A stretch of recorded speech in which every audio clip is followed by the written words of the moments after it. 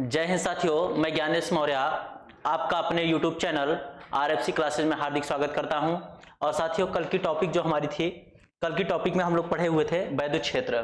कल की टॉपिक हमारी जो थी उसमें हम लोग पढ़े हुए थे वैद्युत क्षेत्र और वैद्युत क्षेत्र की तीव्रता, और साथ ही हम लोग पढ़े थे बिंदु आवेश कारण वैद्युत क्षेत्र की तीव्रता। आज यहाँ पे हम लोग कवर कर लेते हैं कि वैद्युत क्षेत्र की जो तीव्रता होती है, वैद्युत क्षेत्र की जो तीव्रता होती है उसका मात्रक क्या होता है। ठीक है ना। विद्युत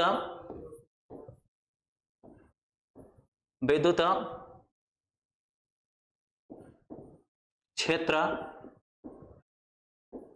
की तीव्रता का मात्रक, वैद्युत क्षेत्र की तीव्रता का मात्रक। ठीक है, वैद्युत क्षेत्र की तीव्रता का मात्रक, इसको हम लोग बोलते हैं यूनिट ऑफ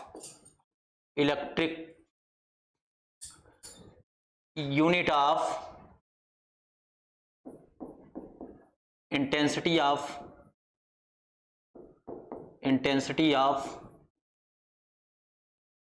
इलेक्ट्रिक फील्ड। ठीक है। तो आज की हमारी जो टॉपिक है यह है विद्युत क्षेत्र की तीव्रता का मात्रक, unit of intensity of electric field. तो यहां पे हम लोग समझ लेते हैं कि कल आपको बताया गया था कि E इज इक्वल क्या होता है। E इज इक्वल होता है F अपान Q नॉट, यही होता है। ठीक है, E इज इक्वल होता है F upon Q not, E is equal F upon Q not. तो यहां पे आप समझिए F जो है ये बल है, बल का मात्रक क्या होता है, न्यूटन होता है। और Q जो होता है आवेश होता है, तो आवेश का मात्रक क्या होता है, कूलाम होता है। अर्थात इसका मात्रक क्या होता है, न्यूटन प्रति कूलाम होता है। क्या होता है, न्यूटन प्रति कूलाम होता है। इसका मात्रक क्या होता है, न्यूटन प्रति कूलाम होता है। ठीक है, तो वैद्युत क्षेत्र की तीव्रता जो होती है इसका मात्रक क्या होता है, न्यूटन प्रति कूलाम होता है।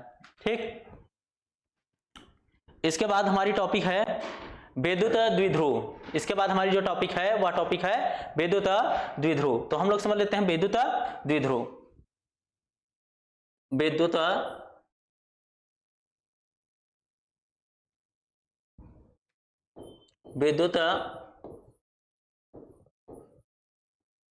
द्विध्रुव।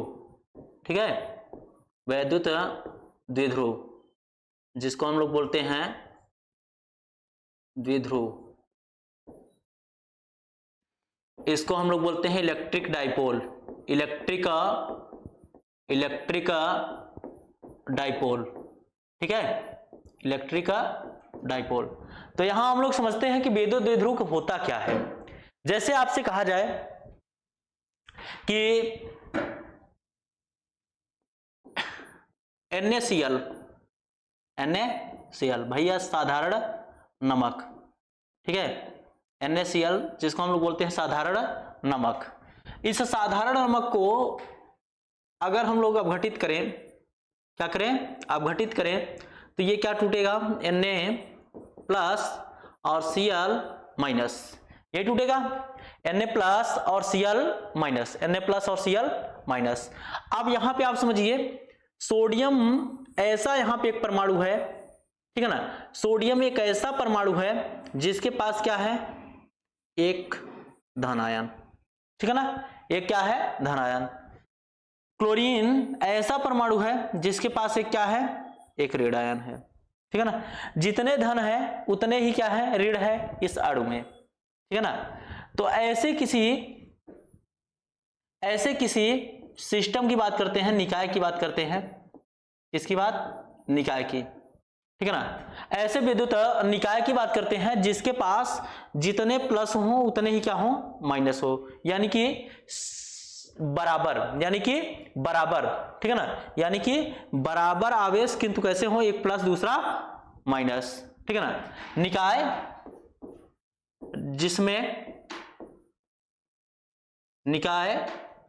जिसमें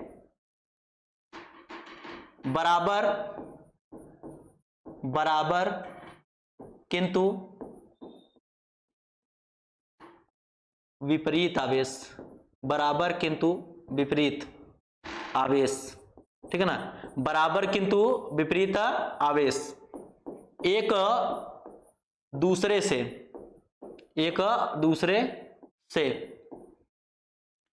अल्पतम दूरी का मतलब होता है कम से कम दूरी, ठीक है ना, अल्पतम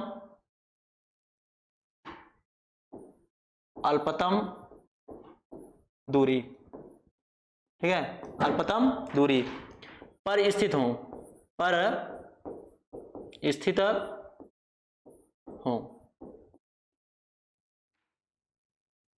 ऐसे निकाय जिसमें बराबर किंतु विपरीत आवेश एक दूसरे से अल्पतम दूरी पर स्थित हो, उसी निकाय को हम लोग क्या बोलते हैं, वैद्युत द्विध्रुव कहते हैं। क्या बोलते हैं, वैद्युत द्विध्रुव। यहां डायग्राम आप समझिए,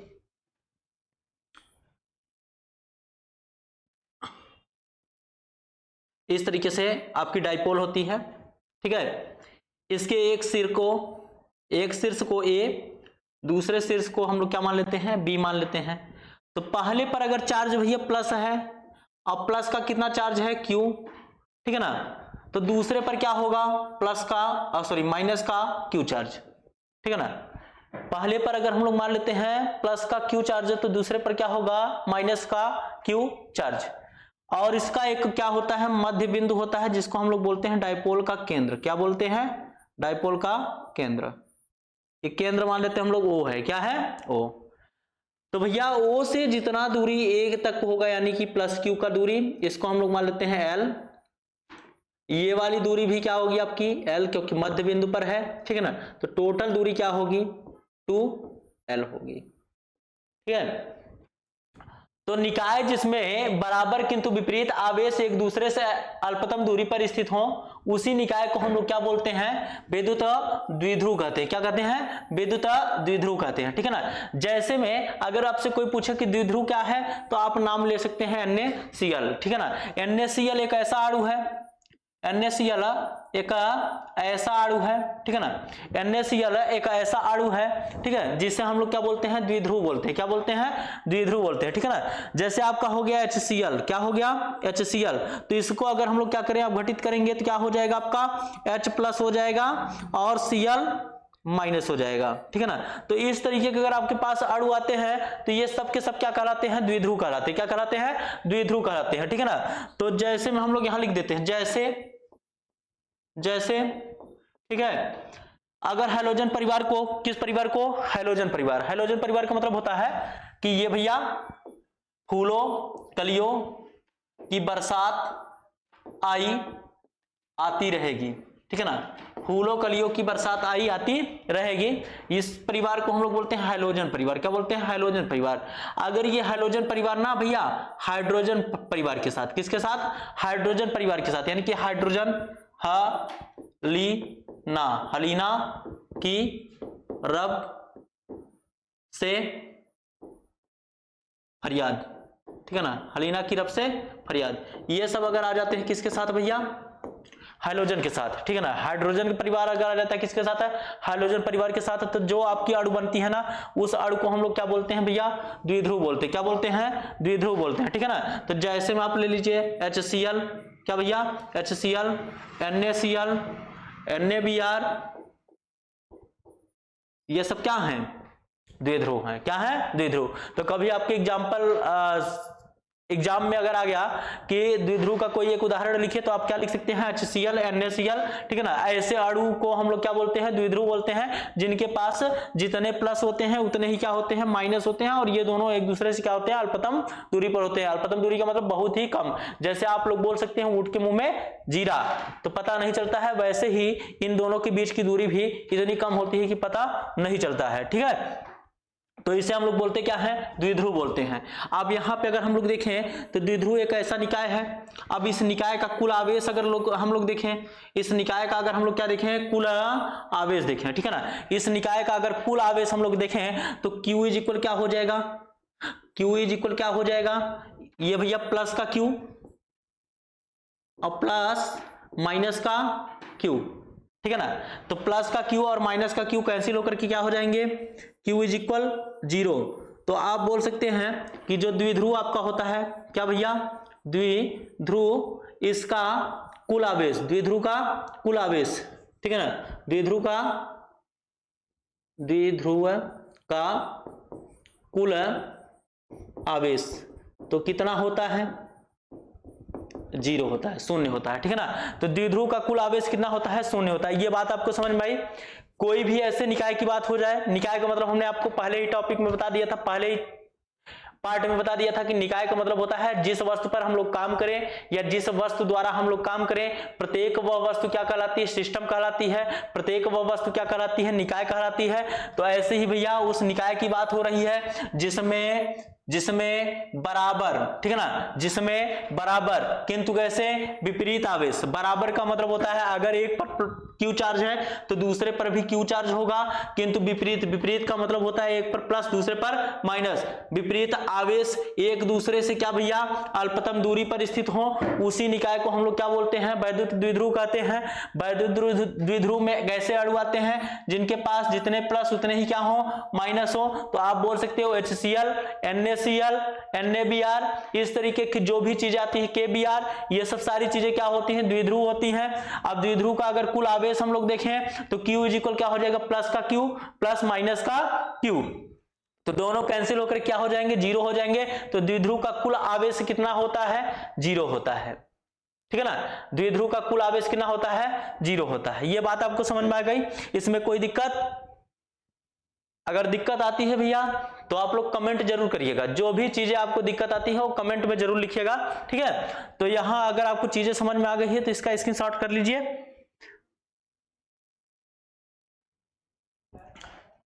आगे की हमारी जो टॉपिक है, ठीक है, आगे की हमारी जो टॉपिक है वह है द्विध्रुव आघूर्ण। क्या है, द्विध्रुव आघूर्ण।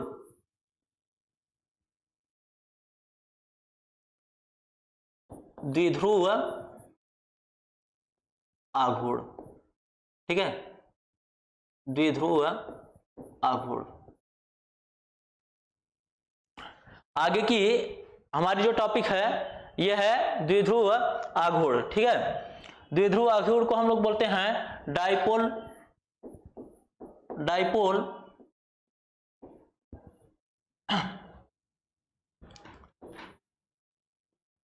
मोमेंट। क्या बोलते हैं, डाइपोल मोमेंट,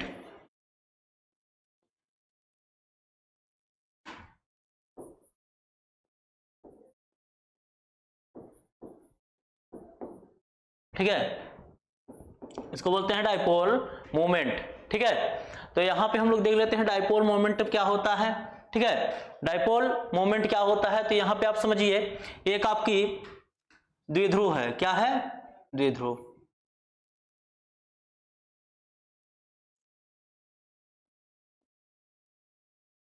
ठीक है। द्विध्रुव एक क्या है, निकाय है, और द्विध्रुव आघूर्ण एक क्या है, राशि है। क्या है, राशि है। तो यहां पे आप समझिए इसका शीर्ष A है और भैया ये क्या है, B है, ठीक है ना। इसका शीर्ष क्या है, A है और एक शीर्ष क्या है, B है। इनका केंद्र है भैया क्या, O। तो केंद्र से पहले आवेश मान लेते हैं प्लस का Q और दूसरी बार आवेश क्या है भैया, माइनस का Q। तो पहले के बीच की दूरी जो है L है, तो दूसरे की भी दूरी क्या होगी, L होगी। टोटल दूरी क्या होगी, 2L होगी। टोटल दूरी क्या होगी, 2L होगी। पहले पर प्लस Q चार्ज है और दूसरे पर क्या है भैया, माइनस Q का चार्ज, ठीक है ना। तो पहले पर है प्लस Q चार्ज और दूसरे पर है माइनस Q चार्ज, ठीक है। और इसका जो केंद्र है वो केंद्र क्या है, O है, और इनके बीच की दूरियां क्या है, L है, ठीक है ना। बीच की दूरी क्या है, 2L, ठीक है, बीच की दूरी क्या है, 2L है, ठीक। तो क्या करना है आपको, द्विध्रुव का कोई एक, ठीक है, द्विध्रुव का कोई एक आवेश, ठीक है, द्विध्रुव का कोई एक आवेश, चाहे प्लस का Q चाहे माइनस का Q, ठीक है ना। चिन्ह नहीं लेना है, केवल मान रखना है द्विध्रुव का कोई एक आवेश तथा उनके बीच की दूरी कितनी है, 2L, बीच की दूरी, ठीक है ना। द्विध्रुव के किसी एक आवेश तथा बीच की दूरी के गुणनफल को ही हम लोग क्या बोलते हैं, द्विध्रुव आघूर्ण बोलते हैं। और इस द्विध्रुव आघूर्ण को हम लोग लिखते हैं किससे भैया, स्मॉल p से। किससे लिखते हैं, स्मॉल p से, ठीक है ना। तो स्मॉल p इज इक्वल क्या होता है 2ql होता है, ठीक है। स्मॉल p इज इक्वल क्या होता है 2ql होता है। द्विध्रुव आघूर्ण क्या होता है भैया, हाँ द्विध्रुव के किसी एक आवेश, कितने आवेश, कोई एक आवेश तथा दोनों आवेशों के बीच की दूरी, दोनों आवेशों के बीच की दूरी,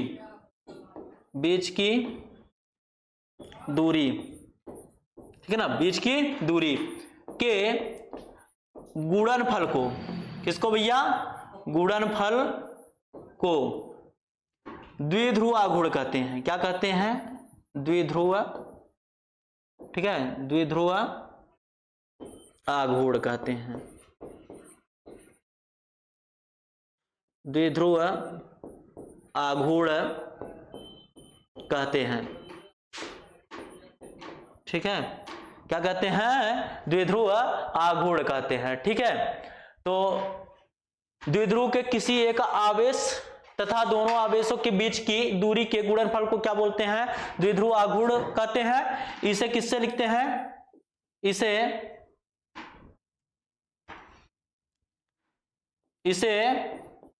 किससे लिखते हैं, स्मॉल p से, किसे लिखते हैं, स्मॉल p से, ठीक है ना।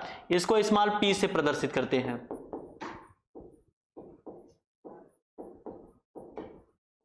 इसको स्मॉल p से प्रदर्शित करते हैं। तो यहां पे आप देखिए, तो p इज इक्वल क्या हो गया, p is equal 2ql, p is equal 2ql, क्योंकि एक आवेश q ले लिए और इनके बीच की दूरी क्या है 2l है। दोनों के गुणनफल को हम लोग बोलते हैं द्विध्रुव आघूर्ण, और द्विध्रुव आघूर्ण को किससे लिखते हैं, स्मॉल p से लिखते हैं।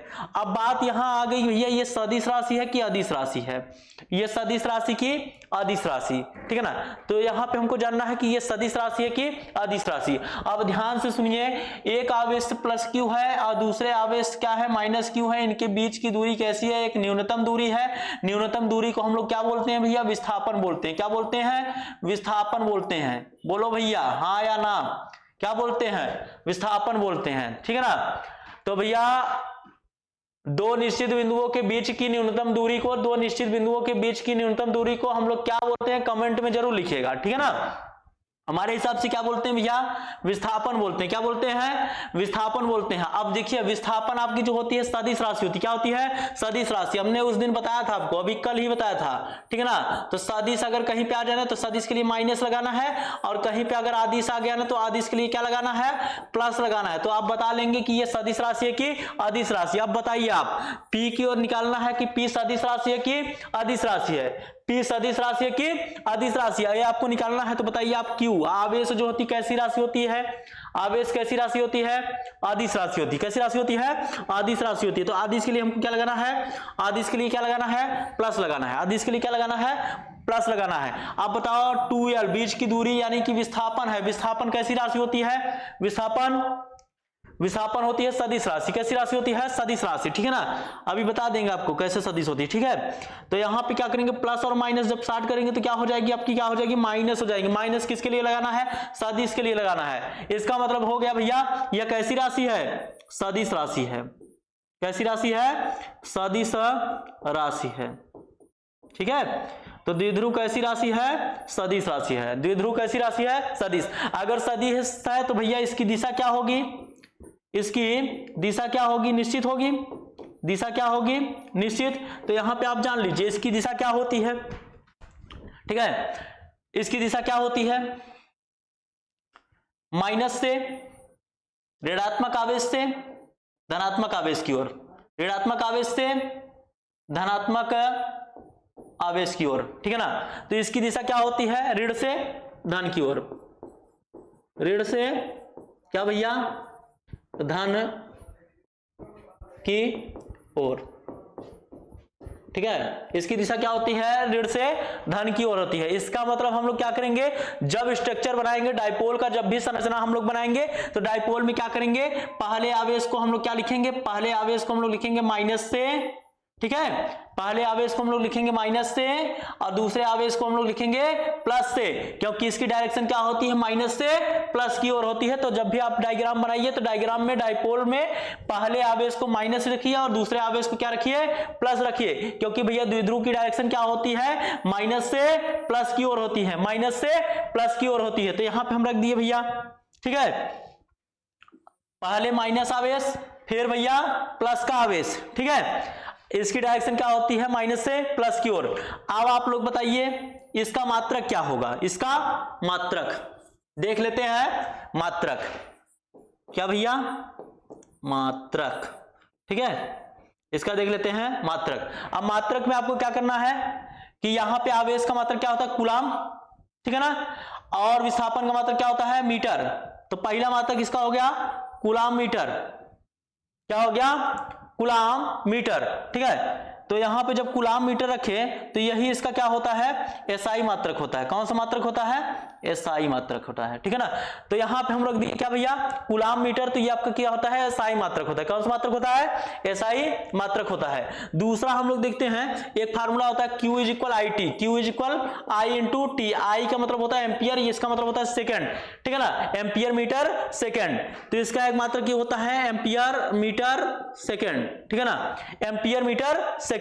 तो एम्पियर मीटर सेकेंड जो आपका आता है, ये आता है MKSA में, ठीक है ना। इसको भी हम लोग बोल सकते हैं एसआई, क्या बोल सकते हैं, एसआई बोल सकते हैं। तीसरा आपका होता है सबसे लास्ट वाला, जिसे हम लोग बोलते हैं डिबाई, क्या बोलते हैं, डिबाई,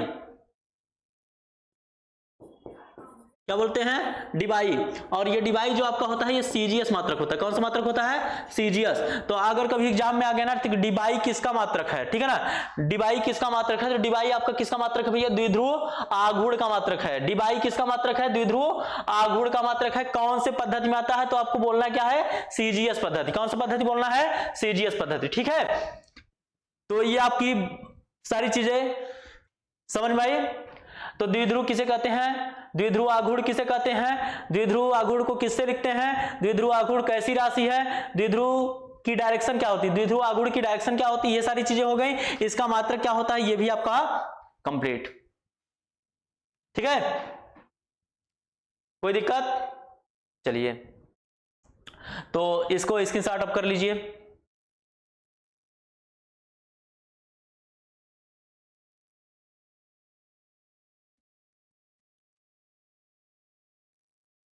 चलिए आगे की हमारी जो टॉपिक रहेगी ये हमारा रहेगा द्विध्रुव आघूर्ण के कारण, किसके कारण, द्विध्रुव आघूर्ण, ठीक है ना, द्विध्रुव के कारण वैद्युत क्षेत्र की तीव्रता, ठीक है ना, द्विध्रुव के कारण वैद्युत क्षेत्र की तीव्रता।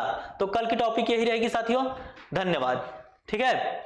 और अगर आपको वीडियो अच्छी लगी हो तो लाइक करिएगा, अपने दोस्तों के पास शेयर भी करिएगा, और जो चीजें नहीं समझ में आई है उसको कमेंट भी करिएगा, और चैनल को सब्सक्राइब करना ना भूलिएगा। धन्यवाद।